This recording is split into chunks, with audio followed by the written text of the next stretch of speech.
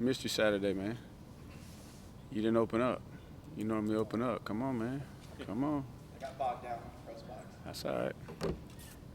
All right, here with Tony Elliott, y'all ask away. Another normal week. Just another normal week? Yeah. Yes and no. It's my birthday week, so that's a little different.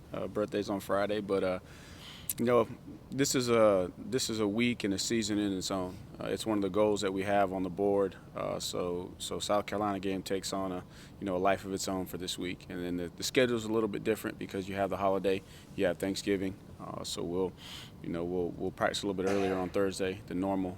Give the guys an opportunity to visit with some family and friends, and then come back and on Friday morning and reset and hit the road. But in terms of the approach is the same. In terms of Monday, Tuesday, what our plan to win is, but everybody knows kind of what's at stake with this one. We understand that this game right here is 365 days. You might be in the store and not many people are going to come up to you and say, "Hey, man, you lost that game to Pitt, but you lose that game to South Carolina, people gonna remind you every single day." So the guys will, by the end of the week, they'll fully know, and it's interesting too because we got a lot of guys that haven't played South Carolina. We didn't get to play them last year, so there's a bunch of guys that haven't experienced the rivalry yet. So, and then the guys who did the year before, it was in a pandemic.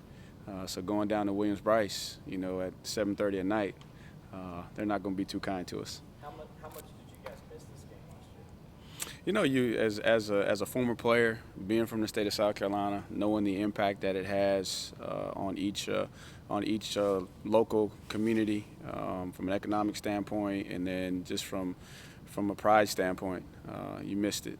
You missed it. I was good in my household because my sister went there, and so I'm still to the good, and I'm trying to stay to the positive in those conversations. So she's gonna like me. Well, the only day she'll like me this week is my birthday, actually. Tony, you've been involved in a lot of these as a player and coach. When you think about this rivalry, are there a few moments that kind of pop up right away? I think the first memory that I have is when I was a young player on the team, and Kyle Young was a senior, and he got up and spoke about what it meant, and man, that just captured me. Obviously, being in state, you grow up around it, but you don't really fully understand it until you're in it, and just to hear his passion and the way that he talked about it, it stuck with me forever, and that's something that I'll never forget. I remember my junior year spraining my ankle in that game, and Danny Poole telling me I can't go back in, and man, I'm over on the side, I'm crying, I got tears, running down my eyes, and then I remember the 63-17, and just the joy of seeing Chancey Stuckey get in and play in that game, and then Derek Hamilton, my best friend, had a really, really good game. Ben Hall had a good game, and that was my last go round. So, and then I remember the sophomore year when we went down there and we didn't get it done. So there's a lot of moments that you remember. You mentioned a lot of guys haven't played. DJ's been here now for 2 years. Right. Never played. Right. How do you get these guys ready? 4 years ago, it was bottles and batteries. And, things being thrown from the stands in pre-air. How do you get these guys ready for what they're going to see Saturday? Right. So I know we have some virtual reality stuff that we video and film from opposing stadiums, just to get him an idea of what it looks like in Williams-Brice. So he'll have access to that. Coach do a good job throughout the course of the week, just really, really visually, creating the mindset, and then also the environment that these guys are going to walk into.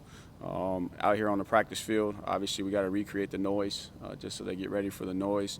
But with all that being said, it's still going to be a little bit tough to completely replicate that. But we'll do the best thing we can to have all these guys ready who haven't been down there for the battle. Do you have a memory of maybe the greatest environment down there or something that you remember in that stadium?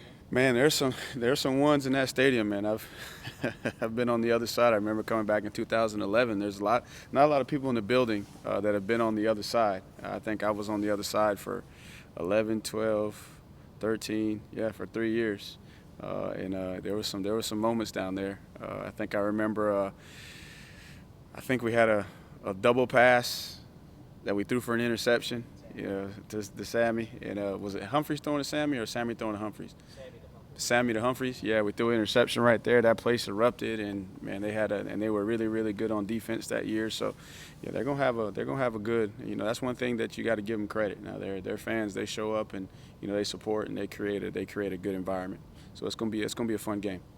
Tony, this team obviously has created a lot of momentum the way it's played recently. Mm-hmm. This is kind of an odd week because while you still have a chance at the ACC title, you'll know by game time whether you guys are playing for a title or not, right? But how do you address that this week with these guys? Do you say don't worry about things we can't control, or this is our job, or? Basically, we've done everything that we could in the ACC. 6-2, and we're we've done that's out of our control now, and we're playing for a championship. We're putting on the orange breeches, and we're playing for the state championship, and that's a goal on our goal board. So it's a goal in itself. So there will be no discussion about what's going to happen the following week. And we have other things on the table. We got a streak of 10-win seasons. And right now, South Carolina's in our way. So we got a ton of motivation for this game to not be thinking about what's next. We've done everything we can, and now we need to focus on taking care of the state championship. So you tell them don't worry about NC State and North Carolina or Wake Forest, Boston College. Don't worry about those games at all. Yeah, because it doesn't matter. I mean, what matters is going to Williams-Brice and winning that game. We understand the magnitude of that game, and then whatever happens. And so we control what we control and put ourselves in this position. And you don't want to have ill will towards anybody. Let it play out the way it plays out. But we're focusing on South Carolina, especially that we got a streak going. We didn't get to play them last year. They're coming off a big win. They got some momentum, so it's gonna be a good battle. And we got a bunch of guys, as I said earlier, that haven't been part of this rivalry, and we got to get them to understand the magnitude of it. It may not get the publicity nationally, but I think everybody in this crowd here understands what it means for both schools and for the state of South Carolina. Tony, with the offensive line, Mm-hmm. it seemed like that group played its best game. Yeah. Maybe the most healthy it's been in a while now. What did you see with that? I think the guys just finally. I've been telling them all year is, man, you're on the doorstep. Just, man, bust through the door and go get what's yours. And all it takes is just letting loose, communicating, and playing free. And I thought that Rayburn, at guard played his best game. I think that was the best. I've seen him use his hands and physical. Obviously, some plays that he'd like to have back, but it's good to get Putnam back in there. The tackles have been playing, solid for the most part. It's been the interior, and with the structure, I think the structure is better suited for Trotter at center, with that 4 down front. So it was just good for those guys to come out, and we knew that we were going to have to be ready for whatever, whether they were going to twist and stunt and move around, or if they wanted to get vertical push on us. I thought the plan that the staff put together was really, really good. And once we were able to start executing, then the staff, as a staff, we were able to help them kind of keep the defense off balance because we were able to to get to some things that could help them. Dabo was saying he challenged the staff last week to go coach their best Yeah. games. What did that look like, and how do you feel like you guys responded? So I'm gonna let y'all picture what that looked like from Coach. Y'all can imagine. But nah, he coaches. Man, he's very passionate, very intense. Honest, tells you the truth. And it was just a lot of that. Just a big challenge that we got to go. The game comes down to coaching when you're talking about us versus Wake Forest, because on paper, it shouldn't be a contest. When you start looking at the rankings or the recruiting rankings for the schools. So it's really on us to get our guys to play better than their guys. And that's, physically, mentally, have the right energy, the right emotion, channel the emotions the right way. So that's kind of what the challenge was this week for us as coaches. And that's a challenge every week, but in particular in this game, when you just put it on the table and said, what's it going to take to win? He felt like it was the coaches doing our best job of helping our players.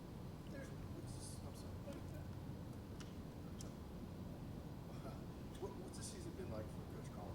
For Coach Caldwell, it's he's been in the business for a long time. So he's been through it. He's actually turned into the coach for all of us young guys on how to deal with adversity. But it's been, man, he's had the same energy, he's always had, and the same tenacity, coaching those guys hard. man, unbelievable what he's been able to do just with the combinations and week to week, not knowing who's up, who's down, getting guys ready. So I haven't seen any slowdown in Coach Caldwell. And he's been a rock in that room, keeping everybody encouraged, because you look at all the adversity around his room, all the scrutiny from outside the program because of some of the things that he can't control within his position group, and he just comes to work every single day with a good attitude and comes out on the practice field with a ton of energy. So that's been I'm very appreciative of how he's handled this year, and it's given me strength to continue to push through the tough times. Go and get a game ball. I'm sorry, Dave. Yeah. But he got a game ball Saturday. He did. Oh, really? He did. Is that very often for coaches? Not very often for coaches, but you're talking about a top 10 game with a lot on the line. We knew we were playing for the streak of home wins, 5 years in a row, and then send the seniors out, and to go out and rush for 330 something yards and no sacks and solid protection all day, and really thought that they played very physical and controlled the line of scrimmage with a different combination than what we've had in the past. Very deserving, because he's that group right there was challenged the most, the coaches and then the offensive line, because you got to win in the trenches, and very deserving of that. Going back to what Coach Swinney said to you, coach, your best game. Mm-hmm. The continuity of the staff has been a big talking point for years. Correct. But when you look at it, Yep. C.J. Spiller knew, Tyler Grisham knew, you're in a new spot. Mm-hmm. Todd Bates, a couple of years, Lemansky Hall. Yeah. There actually are some faces that 5 years ago weren't in these spots. Do you think that was a necessary thing? Is it good for the health of the program, for the coach to do that? For a coach to challenge us, Yeah. I think that there's guys that are learning every single day, and I'm really proud of Grisham and CJ and their growth this year, and those guys have done a tremendous job. I mean, you talk about the offensive line, but look what Grish's had to do every week too. Man, he's got guys up and down and trying to rotate guys through 3 spots, and we don't know who's available, but he just continues to to find a way to get those guys to improve, and what he's doing with those freshmen is unbelievable. But yeah, definitely necessary for those guys, and then also too build confidence. Build confidence in that these guys need us, and with the youth, especially with the youth on the offensive side of the ball, they need our leadership at certain times, and we got to foster and grow their leadership. But yeah, I think it's big for him to challenge us as coaches to make sure that we coach our best game, and he does it every single week. But it was more intentional this past week to make sure that we understood, and a lot of it is too. Coach is great at always channeling our focus in a certain direction. The message and he's got an unbelievable feel for what that message needs to be. And I think that last week it was spot on that, hey, the players are going to play. Now, coaches, let's make sure that we help them. And there's been some games in the past where we may not have helped them, the best that we could. And that could be something simple as, not making the right substitution at the right time. You get caught up in the course of the game, and, you want to get a guy in for a certain play, and maybe you don't get that guy in for a certain play, or you have a certain amount of snaps that you want to get for this guy. So just being, fully locked in to the totality of the game and the plan, and going to execute it. Tony, what have you seen out of South Carolina's defense? Probably a bunch of guys, or some guys, that you guys tried to recruit for. Yeah, we did. We did recruit several of the guys. I think the back end is a little different than what you've seen in the past. I think they lost. They had an exodus of some really good players, especially their 2 corners. And then I think they had some other guys maybe leave in the secondary. So they got a lot of, transfer, guys in the secondary that are new. I know RJ. I tried to recruit him. Actually, I thought he was a running back, but he's turned out to have a great career as a safety down there. The linebackers are athletic brass from right down the road here. We all know Deuce Staley's son there at Mike Backer, Birch, and Pickens. We went hard after those guys. So there's some familiar faces. Now what I think about their defense, I think their strength is their defensive line. They got 2 big. I wouldn't say 2. They got 1 big and one medium that plays like a big. Number was it 99? He's not heavy, but he plays really big, really physical. So they can stop the run with their 6, and then they can play man coverage on the back end. But the strength is their front. Therefore, they don't have to bring a ton of pressure. And then they're good enough on the back end, to roll coverages and play combo coverages, and then also just, lock you up and play man coverage. And they've been really, really good. I think top 15 in the country in pass defense. So that's going to be a good challenge for us. Where they've given up some yards is in the run game. So hopefully we can, take advantage of that. But we're going to have to play our best game. Do you kind of take more from what they've accomplished against in games like Florida and Auburn as opposed to Tennessee and Texas A&M? No, we're going to look at all the games just to see and get a feel for what their temperament was, what their plan was, how they're playing. And again, some of the early games, new coaching staff, getting used to everything. Then you got a bunch of guys that are new on the back end, just kind of working through those kinks. But now as you watch them down the stretch, they're playing with a lot more confidence. Auburn's got a big offensive line. They were able to have a little bit of success with some things schematically there. So we'll look at all the games and just kind of see what formations, personnel groupings fit. Then we'll put our plan together and have the guys ready to go play at 7:30. I guess in the last 4 or 5 weeks, you've accentuated different things on offense with some different tweaks. Like last week, more of an outside running game, incorporate more of the tight ends as well. How hard is it to adapt to what you have while also being basic enough where they can still understand it, all sort of on the fly each week? Right. I think once the guys took on the mindset of we're going to embrace the adversity, and not ask why is it happening, I felt like we were able to take a step forward in terms of being able to be a little bit more multiple, but then also at the same time, those guys could absorb a little bit more, we could do a little bit more with those guys. And then, each week we got to figure out, okay, defensively, what's their philosophy, what's their structure, and then what gives us the best chance based off of the personnel and the scheme, that we have. So, the outside zone was working. We knew that versus Wake Forest, they do so much twisting on the interior and they run their linebackers through the gaps really, really fast that they're going to gap you out on your inside zone stuff. So the best thing is to get them going sideways and then try to equalize the numbers by creating some type of option principle in there, whether it's an end or an interior guy. And then we saw a couple things, where if we can get the ball in space. That's why you saw a lot of the quick pitches and just get the ball in Shipley and Kobe's hand with a couple of lead blockers. Then you saw some 12 personnel, where you can kind of maybe get them to match your personnel and then see if you can get a favorable matchup with your tight ends. And then just from a depth standpoint, you go into the game, you lose EJ, and now you got just 3 scholarship wideouts, and so the big boys had to come in and try to compensate a little bit for what we didn't have maybe in the passing game with some of the depth at receiver. So the good thing is the guys are in a good place. Their confidence is up where it needs to be, to where we can be a little bit more multiple while still fitting it into terminology that they're comfortable with to just give us the best chance. What was that point where they started to make that? I think after the Pitt game, the guys, after the Pitt game they knew that okay, we're good enough to go get it done. We just got to go make the plays, and we can't say, oh well, this is just what's going to happen all season. They figured it out there. I think going into that game, the confidence was starting to rise, and then after that game, I felt like the guys, they knew that they were good enough, and we just got to go to work, and everybody's got to accept the responsibility for preparing to the best of their ability, and it'll come together at some point. And there's been moments, since then. It's just this past game is when kind of everything was able to come together. With the Joe, I guess where is he going from a guy that it seemed like y'all were really excited about? Yeah. That he's kind of buried right now? I think Joe's biggest thing is just being consistent with the details. I think that he's a guy that's always been able to get away with his talent. Being a very, very talented guy, but it's very, very detailed.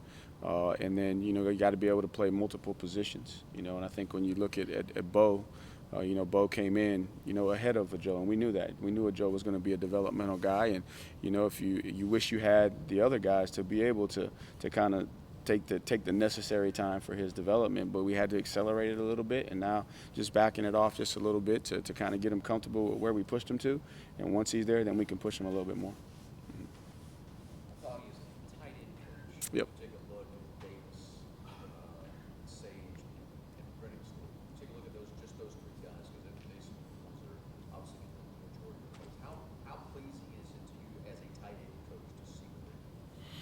Yeah, I think the biggest thing is Davis. We knew what we had in Davis, and just what I'm excited about with Davis is he's coming out of his shell a little bit as a leader. He's becoming more vocal, and I think because of that, he's becoming more consistent on the field as well.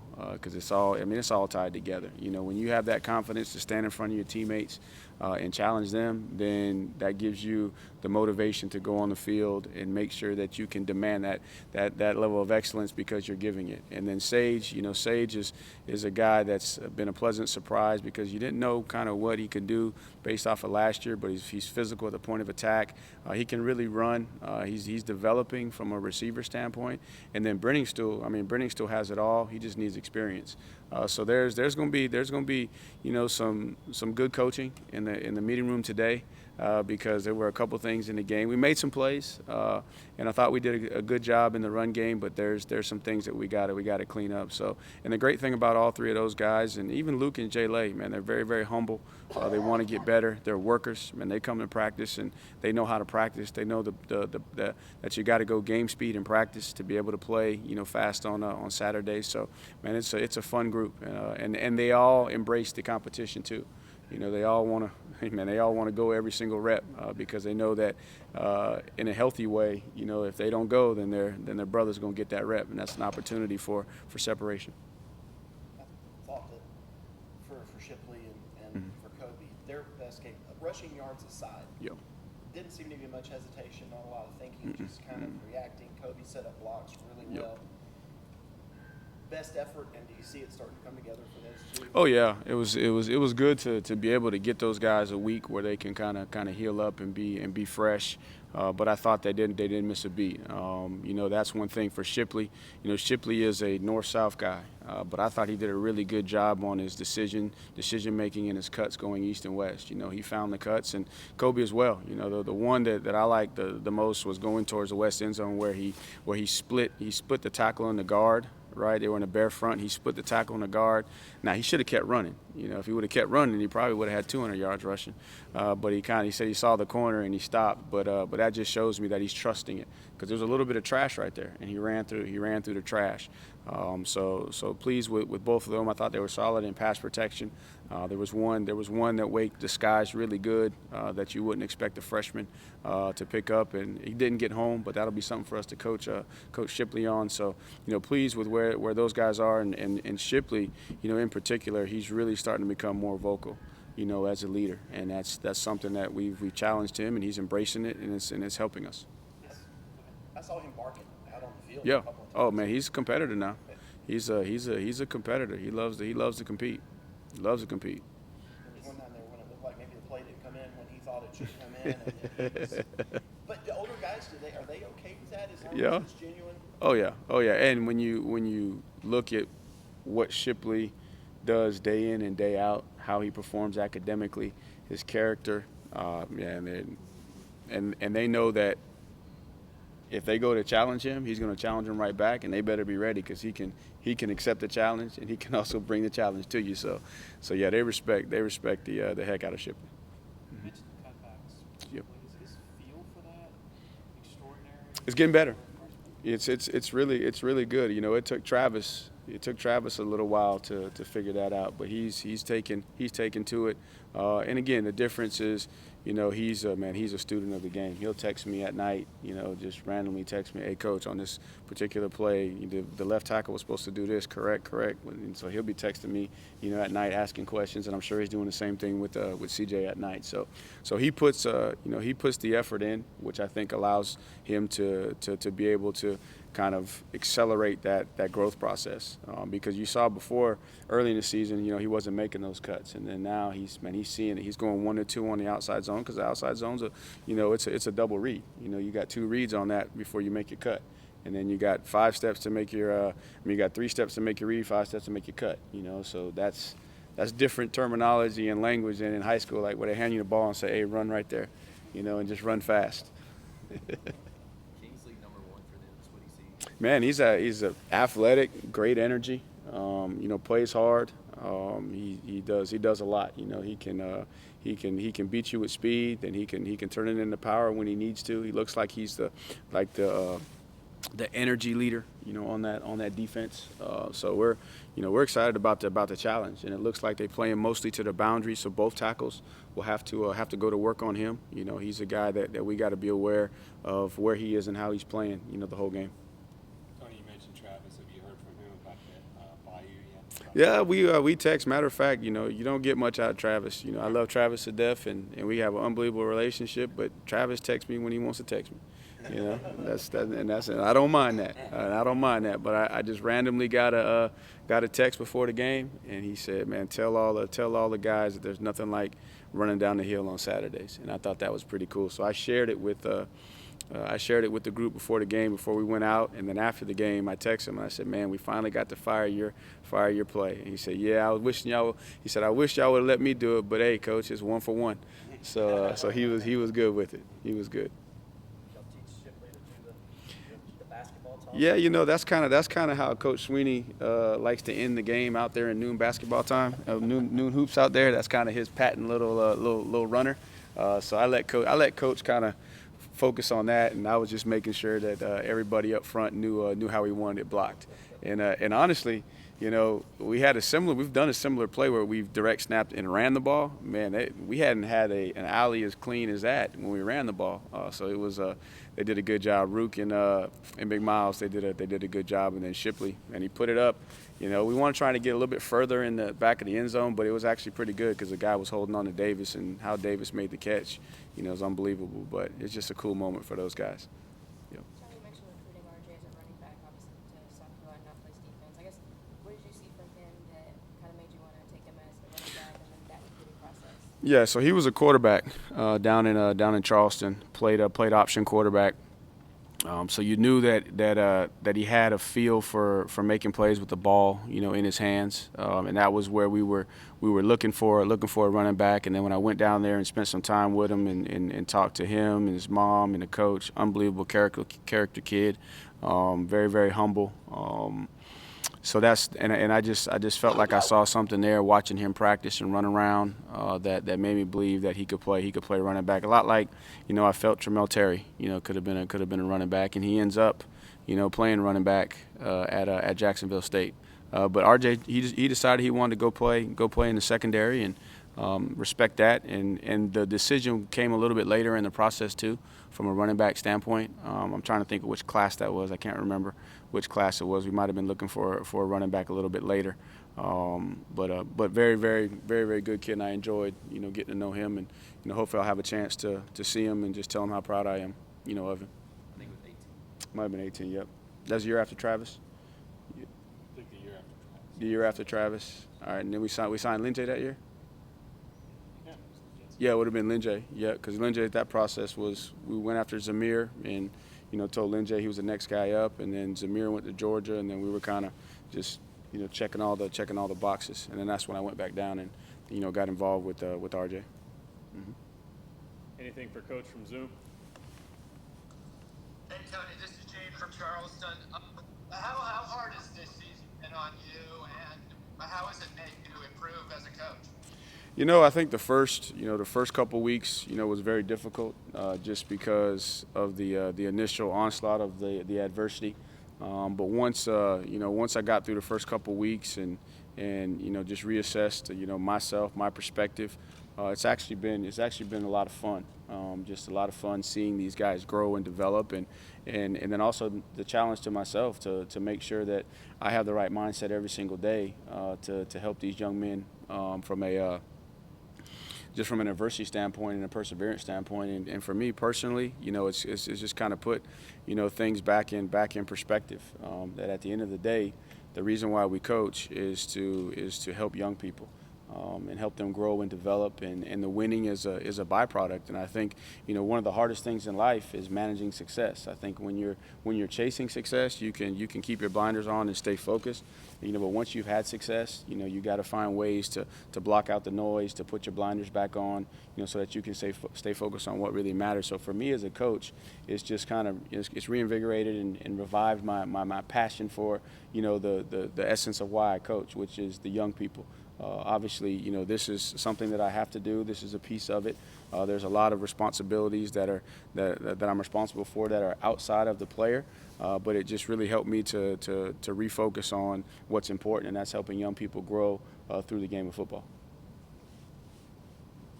Hey Tony, this is Gavin Oliver with the Clemson Insider. Is there any update you can give us on Ngata, how he's doing, and his status for this week? You know, we're hopeful, but you know, we won't know until we get out here today and see what the trainers say. So we're hopeful for him, hopeful for EJ, but then again, we won't know probably till later this week. All right, thank you, Coach. Everybody will stand by. Tyler Davis will be joining us All right. momentarily.